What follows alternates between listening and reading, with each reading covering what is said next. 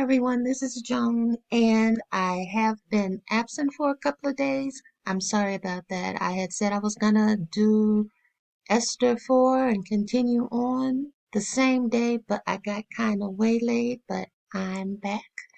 And okay, here we are with Esther chapter 4. Okay, when Mordecai perceived all that was done, Mordecai rent his clothes and put on sackcloth with ashes, and went out into the midst of the city, and cried with a loud and bitter cry, and came even before the king's gate, for none might enter into the king's gate clothed with sackcloth. And in every province whithersoever the king's commandment and his decree came, there was great mourning among the Jews, and fasting, and weeping, and wailing, and many lay in sackcloth and ashes. So Esther's maids and her chamberlains came and told it to her. Then was the queen exceedingly grieved, and she sent raiment to clothe Mordecai, and to take away his sackcloth from him, but he received it not. Then called Esther for Hatak, one of the king's chamberlains, whom he had appointed to attend upon her, and gave him a commandment to Mordecai to know what it was, and why it was. So Hatak went forth to Mordecai unto the streets of the city, which was before the king's gate.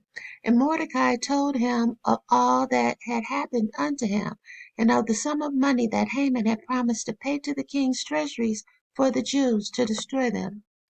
Also he gave him the copy of the writing of the decree that was given at Shushan to destroy them, to shew it unto Esther, and to declare it unto her, and to charge her that she should go in unto the king, to make supplication unto him, and to make request before him for her people.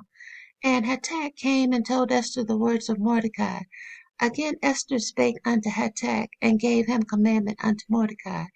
All the king's servants and the people of the king's provinces do know that whosoever, whether man or woman, shall come unto the king into the inner court, who is not called, there is one law of his to put him to death, except such to whom the king shall hold out the golden scepter, that he may live. But I have not been called to come in unto the king these 30 days. And they told to Mordecai Esther's words. Then Mordecai commanded to answer Esther, Think not with thyself that thou shalt escape in the king's house more than all the Jews. For if thou altogether holdest thy peace at this time, then shall their enlargement and deliverance arise to the Jews from another place. But thou and thy father's house shall be destroyed. And who knoweth whether thou art come to the kingdom for such a time as this? Then Esther bade them return Mordecai this answer, Go, gather together all the Jews that are present in Shushan, and fast ye for me, and neither eat nor drink 3 days, night or day. I also and my maidens will fast likewise, and so will I go in unto the king, which is not according to the law, and if I perish, I perish. So Mordecai sent his way, and did according to all that Esther had commanded him. Now, to me, this chapter kind of sums up one of the reasons why I started making videos. And that's because when you read the Bible, and again, I believe in the Bible, don't think I don't, but when you read it, you recognize, hey, where are the women? What are the women doing? I mean, it seems like, are they just sitting home just knitting and having babies and so on? What are they up to? So when I decided to go and search for the women, a great source of help was the book of Jasher. But anyway, what I found was that the women were doing very many things, good and bad. Um, to me, Bathsheba did bad. I'm sorry. Um, when I first started studying, I looked up Bathsheba and they said she was not an Israelite. Now it has changed. All the sources I found, the easy sources like Copilot and stuff, all now say she was an Israelite. But no, if you really look into it, she was at least mixed. But my point is, the women were influencing everything around them, good or bad.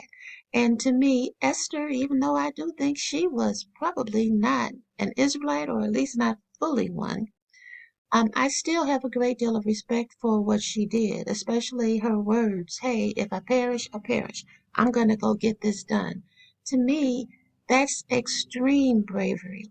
And I think this story, the only point I really get out of this story, positive, for the most part, is that she was very powerful. The God put it into her hands. Yeah, he could have saved them any kind of way, but like Mordecai said, maybe that's why God put you where you are right now. And it was her beauty. She did not have weapons. She did not cast a magic spell. It was her beauty that got her where she was. It was her femininity.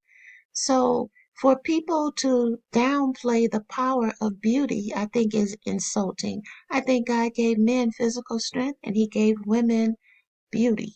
And I don't see where there's a problem with that. I don't even have a problem with they say, well, and generally it's not black women, but they say some women are gold diggers.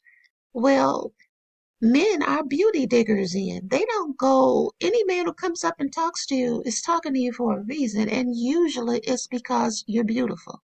So for them to say, beauty doesn't mean anything is just part of their ploy to make you not appreciate yourself.